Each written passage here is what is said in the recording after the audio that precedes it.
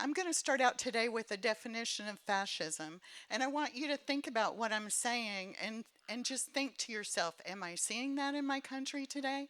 So here's the definition.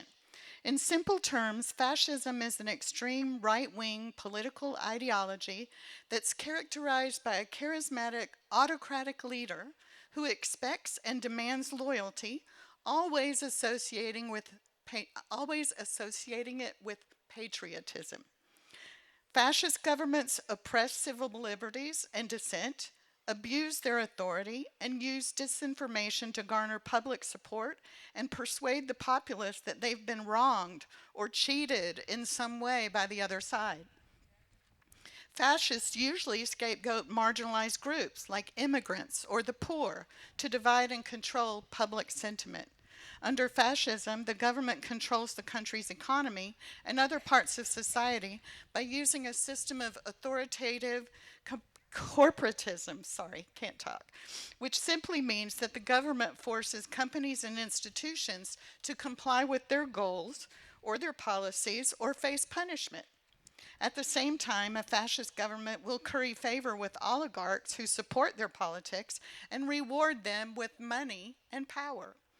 In the past, fascist regimes have used violence to kill or persecute anybody who didn't agree with them or anybody who wasn't considered useful to their regime. Any of that sound familiar to you? So keeping that in mind, I'd like to quickly, I know I'm the last speaker, I really appreciate your patience. I'd like to share some of the signs of fascism with you so you can decide if you see any elements of fascism in what Trump 2.0 has brought to our country. So first we'll start with erasing and faking government data. How can we stay silent while 8,000 government web pages and 3,000 data sets have been removed or modified from agencies as important as the CDC, the FDA, NASA, the EPA, the Department of Education, the Department of Science and Technology? That's all information that belongs to us that has been deleted or modified. Who has the right to rewrite the facts that shape our health, our future, and our education? Will we let truth itself be deleted from our history? That's what I want to hear. Normalizing corruption. When billionaires can buy government contracts and cancel criminal investigations against themselves by donating money to the Trump Presidential Library, when foreign investors can profit off of our president's cryptocurrency business, what happens to the rule of law? How long will we tolerate our government being for sale while everyday Americans like us pay the price? Isn't it time to say our Constitution is not for sale? Rewriting history. Our museums and national parks are being stripped of the truth about slavery, about indigenous suffering, about civil rights and climate change. Who fears history so much that they have to erase it? Will we let them rewrite America, or will we write the next chapter ourselves? That's what we have to decide. Controlling the media. When a handful of MAGA-friendly oligarchs control CBS, CNN, Paramount, The Washington Post, and TikTok, whose voices get silenced? How free is our press when the FCC chairman threatens to yank the licenses of those who speak truth to power? Will we let censorship replace journalism? We can't afford to. Using military on civilians. To date, the National Guard has been sent to, this is interesting, 4 blue states and 1 red state and the Washington, D.C., in order to intimidate protesters. Since when does peaceful protest require tear gas, pepper spray, and rubber bullets? Do we want a country where marching for justice makes you a target? I don't. Rejecting election results. After losing in court over 60 times, how can the lies about the 2020 election still gain traction? Now, I looked at some data. I know you'll recognize this place from the Heritage Foundation. Remember them? They gave us that lovely Project 2025 that Trump's never heard of, that we're following scrupulously. But they actually did a study of voting over a 24-year period. And this is what they found. Out of 1 billion, that's billion with a B, ballots cast, they found a total of 77 cases of non-citizens voting and 10 cases of undocumented immigrants voting, which comes out to, get this, 0.0000764% of fraudulent ballots. So where's the real fraud here? The numbers or the narrative? And the thing about that really chaps my hide, as my friend used to say, is that's data from the conservatives. That's data that Trump and everybody in his administration reads. So how do they get away with telling those lies day after day after day? Will we let lies rewrite our history of free and fair elections? Good. I like that. Ignoring due process. How can a government that arrests and detains people, citizens and immigrants alike, without any judicial warrants or even due process, call itself free? Who will speak for justice if we let due process, which is your constitutional right, die in silence? We can't. We can't do that. Union busting. Why are our civil servants who keep our government running from year to year to year, why are they being illegally fired in politically motivated actions, which is in itself illegal? Why have all the whistleblower protections been eliminated for civil servants? When public servants lose their voice, who's left to speak the truth inside the system?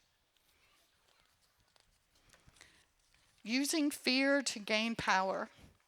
What kind of leadership sues its universities, law firms, and media companies into silence? Government by extortion, that's what I call it. If truth is a threat, what does that say about those people in power? Are we afraid, or are we ready to stand together to protect free speech? I hope we're ready to stand together. Pardoning criminal loyalists. When power is used to pardon billionaires and loyalists who committed financial crimes against citizens in our country and let them out of paying $2 billion of reparations they were ordered to pay to their victims, who's left to protect the victims in our country? What government pardons drug lords who are poisoning its citizens? Can corruption be cleansed by loyalty or only by the courage of people to speak out? Replacing science with ideology. Especially in our medical and health-related agencies, science-based information is being replaced by untested, unproven information from media influencers and conspiracy theorists. How can we save lives when science is being replaced by conspiracy? We've withdrawn from the World Health Organization and similar groups that monitor disease outbreaks worldwide. Let's all hope that the next pandemic is not Ebola with a 95% death rate, because we won't find out about it until it's too late. Who benefits when America turns its back on global health and truth? Will we let propaganda take the place of proof in our country? We can't. Controlling education. Why attack public schools and funnel tax dollars to hand-picked religious schools? Except, of course, you can't send it to Muslim schools, just in case you didn't know that. Our Constitution demands total separation of church and state. It's one of our most important founded factors, total separation. When truth and actual history is no longer taught in our schools, how long before freedom follows it right out the door? Do we want classrooms full of thinkers or echo chambers of obedience? I think I want thinkers. How about you? This one's really short. Appointing incompetent loyalists. J.D. Vance, Pete Hegseth, Kristi Noem, Steve Witkoff, Kash Patel, Pam Bondi, Tom Homan, RFK Jr., and Dr. Oz, just to name a few. I'm sure you can add to the list, but I'll stop there. Next comes murdering protesters, and in this I want to include and people in detention centers. When Renee Good and Alex Preddy lose their lives, do we need to turn away or do we need to turn up our voices? How many more must die in ICE custody before we demand human dignity? What does law enforcement mean when its mission becomes fear and intimidation, not safety? Labeling minorities as enemies. Who gains when immigrants are falsely blamed for every problem and falsely labeled as heinous criminals? Since when did compassion become un-American? Will we let fear divide our communities? I hope not. Suppressing the vote. How free and fair is an election when up to 40% of qualified voters could, with the passage of the SAVE Act, be priced out of voting by paperwork requirements that aren't necessary? Our election system is not broken, but the SAVE Act will suppress the votes of married women, any woman who left a domestic partner that was abusing her and changed her name to get away, anybody who changed their names for any reason, and the poor and the elderly who might not have access to the money to get those documents. Why do you fear mail-in ballots unless you fear the people's voice and unless you realize that most Democrats vote by mail? Will we fight for every single voter, every ballot, every American voice, or will we let them steal it one tiny law at a time? Using secret police. When armed agents hide their faces and names, who can the people trust? And when those same agents violate our constitutional rights day after day after day, who can we trust? What sort of country are we becoming when arrests happen because of racial profiling? In shadows and in silence. Shouldn't law enforcement always have to answer to the Constitution? Normalizing political violence. When leaders of our country call for the hanging and arrest of their critics, how far away is tyranny? Not far enough away for me. When judges' lives are put at risk because of lies and vitriol of political leaders, what happens to the rule of law? Do we respond with hate or with the unstoppable power of peaceful resolve? Accusing others of their crimes. Who has actually weaponized the Department of Justice? Let me think.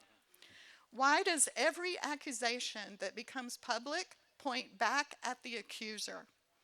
How long will the guilty continue to cry witch hunt and fake news while burying the truth? And will we keep falling for the blame game or rise above it with courage and clarity? Finally, racism and bigotry. What kind of America bans nearly 80 countries from even getting a visa to visit us based on the fact that their citizens might be people of color or might be Muslim? 80 countries can't even get a visa to come visit us. In the past, we marched in the streets for freedom and equality. Are we now going to turn around and build walls? I hope not. Will we stand for equality or watch it vanish under fear and hate? I hope we stand for it. In all honesty, I know I'm preaching to the choir. I could stand here all day and keep pointing out more things done by this reprehensible president and his faithful lackeys, but I'm pretty sure that you get my point, and you see why I'm afraid of fascism. Here's my question to myself and everybody here today. Our parents and our grandparents fought years, lived and died to fight fascism. Will we have that same courage to point it out? Thank you.